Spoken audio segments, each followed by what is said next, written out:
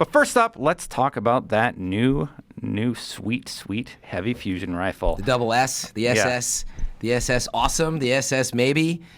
I know it tears apart Atheon, that's for sure.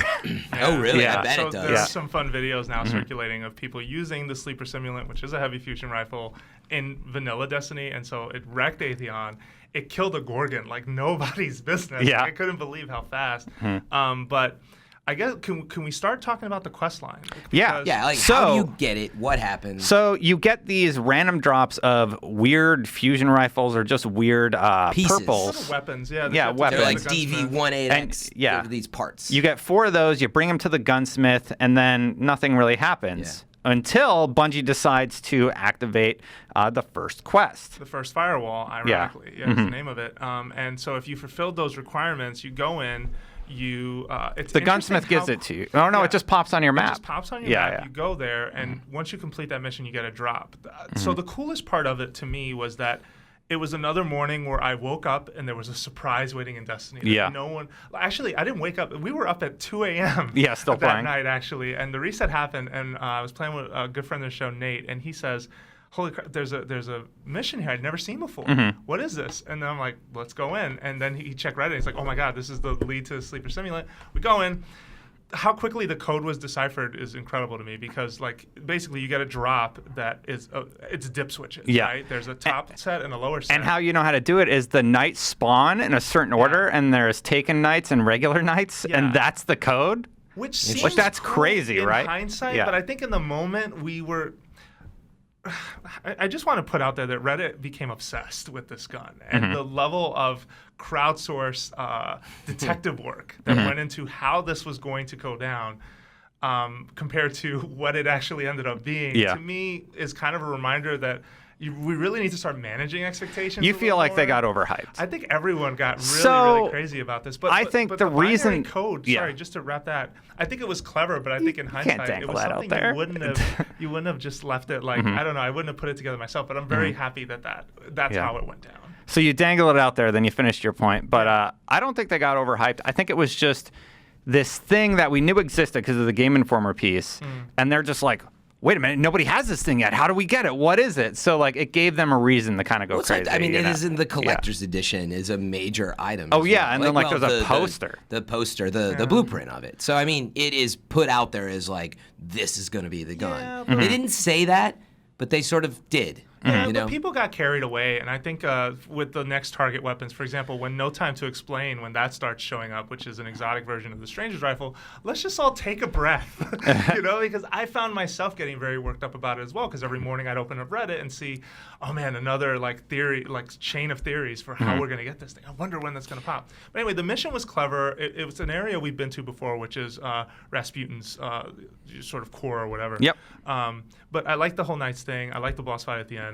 Then you get this drop, you put in a code 4 times, 4 different codes, and it pops another mission, correct? That will basically is the next step in the quest line. Yeah, you have the to go. public event stuff? You got to go beat. You got to do the public events. Yeah, and you Yeah. track down public events. You get a part. Yeah. You do public events. You do the Venus mission that involves archives. the archives. Yeah. Thank you. And then you turn it into the gunsmith, and then the trail goes cold. Which to me, the hype levels then were rising. Yeah, I was like, I thought it'd be an Arms Day reset, but it was the next day. No, yeah. He does Yeah. that. Yeah, this has happened I before. like it, but I with like that weapons. where the trail goes cold and you're like, well, what happens next? And then Yeah. you're left waiting. But then the next episode was the next day. Yeah. And it was, hey, beat the Saber Strike, which to me was Eh. slightly underwhelming. Yeah. Because I'd done that strike like a bunch of times. I think the Warsat opening is asking a little bit too much of people. I hate that Warsat opening. Like Yeah, sometimes you the can set of get enemies you like get. all ogres, and it's just like, what do I do? Like I can't beat this. Yeah, well, listening to You know? some discussions like Bungie's been doing, Luke Smith was talking about, that was creative director on Destiny, was talking about how you'll get a different set of enemies, and there's a normal version and there's the hard version. And some of the hard versions are a little harder than I think people were ready for. I just bail on that mission. I'm like, lot of oh, I people got do. ogres. I'm done. Bye. Yeah, a lot of Like people. I'm not gonna even try because like you pop a bubble, they come stomp on you, everybody dies. Yeah. I guess, You know. I mean, I'm really excited I have one. I'm really excited of how this quest line started. I was a little disappointed with having to play the Saber Strike to get it. I just was hoping for something a little more fulfilling. Unique. But regardless, Yeah. unique, yeah. But regardless, here's my rifle. I'm feeling good about that. And I guess if we're done explaining how the quest works, how did you guys feel about it? Were you satisfied, or were you also I didn't get to do it, so I missed disappointed? I feel like the quest was fine. I thought it was pretty interesting. I like that you got the box and you had to input the codes. That was kind of interesting. It kind of builds the lore of Destiny. The weapon itself, however, I'm just kind of like, it's kind of cool, but like, I'm not like blown away. You know, there's no special like thing, and they tried to balance out exotics as a whole. This and is like, the problem. Guns like Galahorn and now Black Spindle really set expectation for like these super OP type guns, and I think that's what people really started thinking. Black this was Spindle's not OP.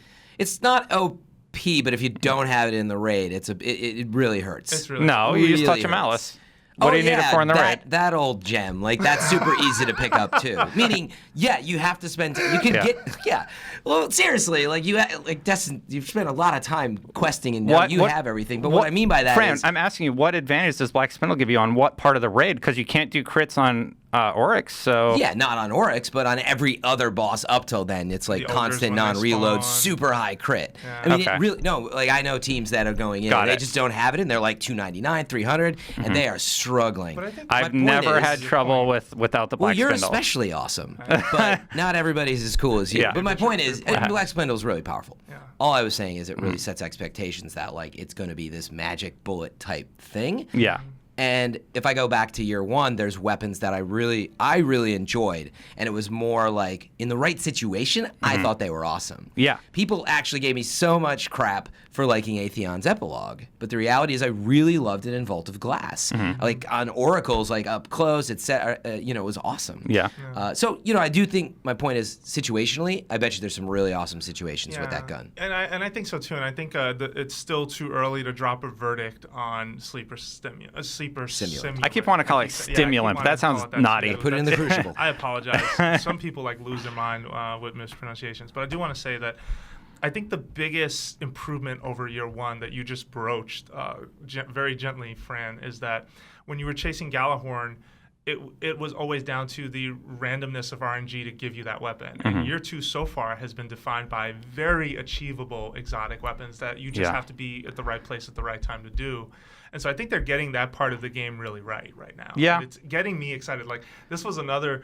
I woke up at 5, and first thing I do now is check r/Destiny the game, and the first thing is sleeper simulant. Yep. This is where you find it, and sheets off. Yeah. Let's do this. You Where's the literally- controller? It's Again, the best alarm clock second ever. time. Yeah, it is. Galahorn was the first. This is my second, and I'm eager to see what's going to be next. So The thing that's bothering me about year two exotics is though I haven't seen any that are really special. Like not like touch mouse. Touch of Malice. Okay, yeah, but like that got one, the touch. that one you just do the quest the and you power. get it. Yep.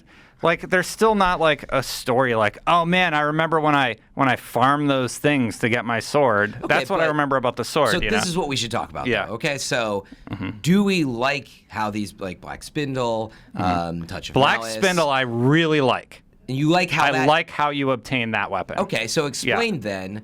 Well, first of all, let me just say I like the questing system. At first, I was kind of mad. It looked like I missed sort of the moment in time that they flipped the switch, seemingly right, to go out and get sleeper simulant. Now there's talk of how I can just go with you and get in there because you have it on your map, and hopefully that works for me this weekend.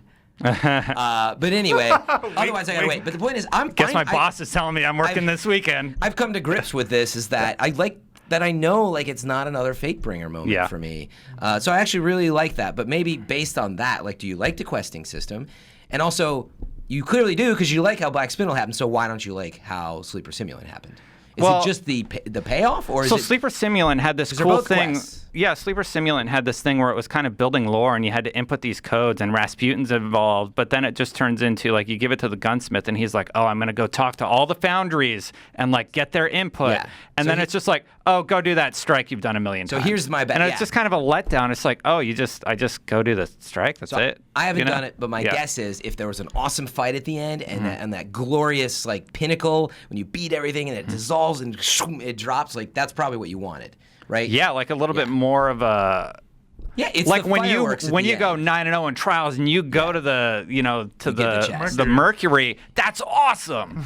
You Exactly. know? So without doing with this, it, it's just like go do that quest you've done 900 times. All right, well, yeah. So I think it's kind of a letdown. this is where it'd be great, You know? a great topic probably for another show. Some quests are clearly better than others. I think Yeah. we expected Sleeper Simulant to be awesome, but I think some people out there are gonna like this sort of puzzly element, whereas other people, I think, like Black Spindle is very like just Black Spindle's like, challenging. all right, you got the daily, run over there and see what's going on. Yeah. Oh man, there's this 5-minute timer and I got to kill this really hard boss. And how do I do it? These quote unquote Star Fox endings for missions like Black Spindle are really, really cool. I will admit, but I'm a bit torn. Like I love that aspect of it, and I really did enjoy that Lost to Light became all of a sudden this pseudo raid encounter. For Are you some torn people. between dimensions, Jose? Yeah, I was torn a little bit, but what I'm torn on is that Bungie is basically time gating this stuff, and I think that's smart because it's going to basically affect the Gives you a reason longevity to of the sign game. on. It's going to give you a reason to check Yeah. r/Destiny the game in the morning like I do. But if you're unavailable that day, that's a big bummer. Like that's a punch to the gut. That's what I was saying. And I feel that like no one wants their experience with a video game, even one that they feel as positively about as Destiny, to be defined by what is life getting in the way. Like I don't have time to do this. You know what though? Like no one wants to feel like they're basically strung along by a game structure that way. I don't find that satisfying. I get where you're coming from, but at the same time, I feel like maybe that's just because, like, did you miss it the first time? No, I got it. My Xbox character Which, Black didn't Spindle get it. or Yeah. Black Spindle, Yeah, Black I Spindle's. got a day out. I woke up at 5 a.m. like Yeah, another I got it morning. that night too. We're like, Yeah. I "Woo, got it let's at do 1:58 this." a.m. that night. I'm playing with friends in Japan. Right Like, for let's Yeah, I do mean, this. I think Konnichiwa. it gives you a Yeah. reason to sign Well, back as on well and as- look forward to something, you know? I think. No, and it does. Yeah. And I really like it. There should be You wanna another make a point. avenue, is what you're saying. I'm just saying that when you miss it, that it's a bummer because you don't know when it's coming back. So And that's I true. think that's a problem. But I want to jump in because I am that person. I've just had literally the craziest time in my career and probably my life in the last few weeks that I've had no time. And it's been really like frustrating to me. And when I almost missed Black Spindle, I just stayed up and I felt that pressure. It was still pretty amazing when I got Black Spindle on time. But now that I miss Sleeper Simulant and that I've played more of it, I've really thought ahead and I'm like, there's just a lot of time. Yeah. Like, there's a lot to do. Do we really want to be in a situation where, like, you're done in 2 weeks? And I think your point is totally valid. But what I would say is, Black Spindle came back a week and a half will. later. Yeah. And Sleeper Simulant, they'll turn the switch and I on. don't- And, like, I think that's fine. I like the questing system. Yeah, no, I and- like that and I I don't like have it that too. Fatebringer thing, which took me, 7 months to get or whatever it was. And I want to be clear, I like it too. I'm only torn in that regard because I feel like if I have other obligations, I'm not going to be able to do this. And I guess I don't want to make it sound like I'm obsessed with keeping up with my friends or with the community in terms of the weapon game, because I don't think that's a way you should measure the Destiny amount of is measured fun by that you're- way, though. Yeah. That's what That it's about. shouldn't be the Fear only of metric. missing out. Yeah, but that shouldn't be the only metric of enjoyment, because if it is, I feel like you're doing it wrong. Like there's also just the shared experience of it all, like the stories of that time we fought Oryx, or those stories of that time we got our exotic sword, where those events aren't time gated. Right. My story of Yeah. getting the exotic sword, though, isn't a good one. It's go collect materials And for that's something hours. Like, yeah. it's just like, man, we really don't want people running in a circle collecting materials. Oh, what should we do for this exotic sword quest? Let's have them run in a circle and collect materials. It's like, come on. You say you don't like things, and then you implement that as a part of your exotic quest So line? my It's dumb. suggestion, first of all, I like the time gated approach. I think that's a smart way to do it. I think though I don't the want people shooting in a amount of cave. Time should be I Yeah. don't want that either. Like Yeah. thank God the exotics are no longer tied to RNG. Mm-hmm. But I will say that I think that they should evaluate and maybe even look at how much time they're giving you to do some of this stuff, because I Yeah. don't know if a day is adequate. Secondly, I do would think that's say an that interesting point. Yeah, with Sleeper Simulant specifically, though, I would say that for someone who wasn't available for well, here's the thing: to do the final Yeah. saber, you just have to have completed first firewall, right? It's not like you Yeah. You Once don't you have do to wait first a day. firewall, you're yeah, fine. It's Yeah. popped and that's it. Okay. So I'm gonna say maybe tie some of this to the Nightfall. Give people a week, because that ties into the next segment. Yeah, we that's wanna actually talk a about. really good segment. So let's Yeah. use that as a transitioning point, because we're way over on that first I knew segment. as soon as